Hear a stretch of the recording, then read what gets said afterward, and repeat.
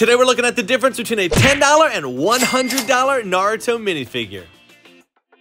Are they worth it? That is the big question I want to dive into today. To get the elephant out of the room, today's figures are not official LEGO products, but some of the customs do use authentic LEGO parts. Minifigure collecting is a pretty common hobby, but where it gets crazy is diving into the custom ones. If you're interested in any minifigures that you'll see today, there'll be links in the description for where you can find them for yourself. Today we're also doing a giveaway, so stay tuned for the details on that. And without delay, let's jump in and take a look at the difference between these two. Kicking it off with the classic OG character Haku.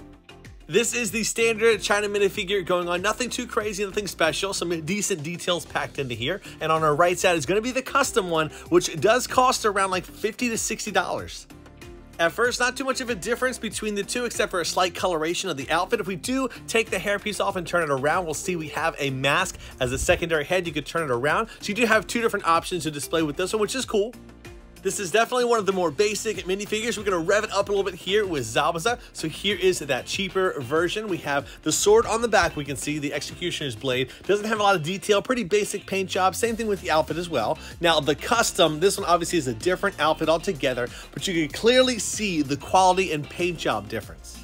Just like Haku, if you remove the hair, we'll see a secondary head sculpt on the back there. Now we have a different emotion, right? More angered emotion. And I do love the fact that the wrappings that go around his face were sculpted as an actual object on there, not just painted on or added on with a decal.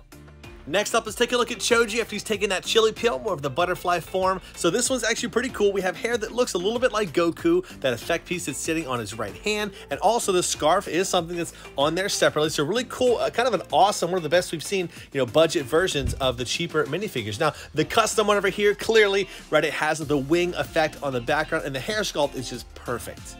One thing to keep in mind for these customs is the fact that only about 80 to 100 of each of them are made in the entire world. So that does go into the fact that they are something rare and exclusive to own. It does add a certain level of value to them. Sage Mode Naruto is definitely one of my favorite forms, and we'll see for this one a lot of nice shading going on with the actual outfit. And then we have that real cloth looking jacket there. And now for the custom, very different. So no cloth jacket. It is a sculpted separate accessory that goes on top of it. And also on the back, that's right, the scroll is magnetized on there, and I love the headband details on the back. So overall, just such a clear difference in the amount of effort that was put into this one. This is probably on more the expensive end of a custom, being around $80 to $100 to find this one, and also paired with a Kurama base that I'll have to showcase in another video. Another crazy fact about the custom ones are a lot of the projects sell out within a few days of being released. Some of them even a few hours. We'll go over a few days later on. But this Gaara, we can see initially, is lacking, right? The hair that they had sculpted for this one, pretty bad. And then we have the decals, the rest of the body are just printed on. For the custom, you can immediately see the hair is way better. Also some paint shading done, some dark and lighter reds going on in there. Now the armor that goes on its outside of him is printed on as well, but also he came with his armor where you could separate it, and also the sand gourd is on the back there, so it is attached to the armor. If we take off that hair piece, we will also see the secondary head sculpt for this one. Looks really cool. Got that cracked sand armor going on there. Now this one is definitely in a league of its own compared to the others. Like I mentioned before with Sage Mode Naruto, he came with Kurama. Now this one comes with a Shukaku he can sit inside of if you want to. Install him in there. So this one was much more on the expensive end, being around probably $125 to $150. Such a cool accessory to have for him. Up next, we have Sarutobi coming in here. I love that they did include a Monkey King Enma, or that extendable pole of his, in there. Really decent sculpt overall. He does have two different head options where we can have the Edo Tensei form or his normal. And then here is the custom. I love the sculpted armor that goes on there. You can see his goatee as well was sculpted. The tassels on the back of his helmet go much further down. Also the way that his armor is sculpted all around. The secondary face on the back be looking a lot more angry than the one on the front. Now, this one does come with an extendable pole as well, but it's much larger than the other one. Thankfully, there are sections where he can hold it and connect to it, so you are able to display with him if you would like to. Before I mention a giveaway, so the details for that are as follows. The winner will receive a mystery package of 8 to 10 minifigures, as we've seen on the left side of the video. All you need to do is be subscribed to the channel, follow me on either Instagram or Facebook, and then leave a comment below on what's your favorite custom minifigure or regular minifigure that you saw in the video today. The winner will be selected in 1 week, and I will pin your comment to the video. Get ready, because things are about to get crazier with Itachi. We can see here we have a whole cloak that was sculpted separately. I really love the way that they did this for these cheaper minifigures. Now, if you bought 2 of them, you'd have enough accessories to create one where it looks like he took the jacket off, maybe like his end of the battle as he's versing against Sasuke. And for the custom, this one is pretty awesome. We can see we only have one hand sticking out of the cloak, classic for Itachi. On the other side, we have a crow that does attach with a magnet. His hair does have a ponytail, and what I love is the bottom of the cloak has kind of rips and tears, so it almost looks like he's mid-genjutsu. If you take his cloak off as well, you'll find a completely different looking minifigure, which is taken right before the moment he died in his battle versus Sasuke. You can even reach his hand out as if he's coming for you, but totally great how they captured the look on his face as well. 8 Gates, my guy, definitely one of my favorite fights in the series. I think they brought this minifigure to life really well, especially for the cheaper one here. So great sculpt, and then we also have this accessory piece that it did come with that dragon. There's a handle on the backside where you can hold it if you want to, but jumping straight over to the custom, this one is crazy how they did it.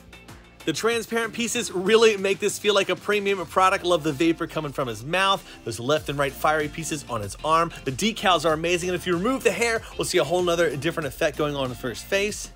This one was purchased in a set of 2 with him and 6-Pass Madara. Also, it came with a giant diorama, so we'll get rid of this thing and bring in the big boy. All in all, for the diorama, Madara and Gaara, it's about a $250 custom collectible. 6-Pass Obito, man, oh man, did they mess up with the cheaper one here. The hair sculpt, honestly, just messes the whole thing up altogether. It is an older minifigure, but we'll set this one aside and take a look at the custom version, which is packed full of cool things. The separate body piece definitely brings to life this form and mode, how he looks so different with the Truth Seeker orbs that are mounted onto the back. Also, those flames that we see around the collar section. What is nice too is if you pop off the arms, you can remove that accessory piece if you want to just enjoy the more regular looking minifigure. Now, he did come with this staff as well. It is quite large for him to hold it. I don't usually display it with it, but really cool feature that they did include if you want to have it with. Now, since we got 6-Pass Obito out, let's go ahead and jump over to 6-Pass Madara. Now, for the more affordable version here, it's not that bad, right? So it's got some amazing accessories. It includes, we got the Truth Seeker orbs, his staff. The hair sculpt is very different, unlike anything we've seen before, with a more white colored minifigure. The custom, as I mentioned before, did come in a set with that 8 Gates guy, but the staff here is on a whole nother level. Look at those transparent effect pieces on there. And also we can see the sculpted outfit similar to, again, Obito, how we have that. Love the way that they brought this to life, though. The hair is a lot more accurate. The other one was kind of like a big blob of white. Well, this one does have an actual sculpt to it. As you've seen and will continue to see, these are truly miniature works of art, the way that they pack in so much details for such a small figure. Easily one of my favorite of the affordable figure lines is gonna be this Madara. Whenever they sculpt the armor pieces separate, it takes it to a whole different level. Now, with this actual minifigure, it came with 2 different accessories, his sickle and also his war fan. Though the paint job on him is pretty crappy, they definitely do the job at bringing them to life. Pretty big for him to hold, but we'll leave him on there. Now, this one right here is a crazy custom. It probably sold out within a few hours of it being released. It was made by a very reputable studio called Hola Amigo. Now, this one is pretty expensive. It was about $200+ because it comes with 2 different bodies. We'll see shortly. But I love how they packed the Hashirama cells. Also, the battle armor was amazing. Here's the other secondary minifigure it comes with. You can see the Hashirama cells a little bit more clearly, and the hair sculpt was also different. But shirtless Madara is definitely something I never expected to have in the collection. And then we have Naruto. These figures are definitely night and day. So for the cheaper one, it's really cool they have the Truth Seeker orbs, also the transparent bars that make it look like they are floating in the air. The paint job overall is pretty good. The hair is definitely missing something on there. It's more of just a straight yellow tone. Now this one, oh boy, this one's made by a studio called Manga Brick, and wow, amazing. The transparent pieces they used all around, again, give it that super premium feel overall. Truth Seeker orbs look amazing. All the different colors that are in the hair, you have orange, yellow, kind of a dark yellow that's in there. Just an amazing figure overall. It does come with these accessory pieces where you can put the kunai in his mouth. It can also hold one of the chakra rods in his hand too. Just such an incredible minifigure overall.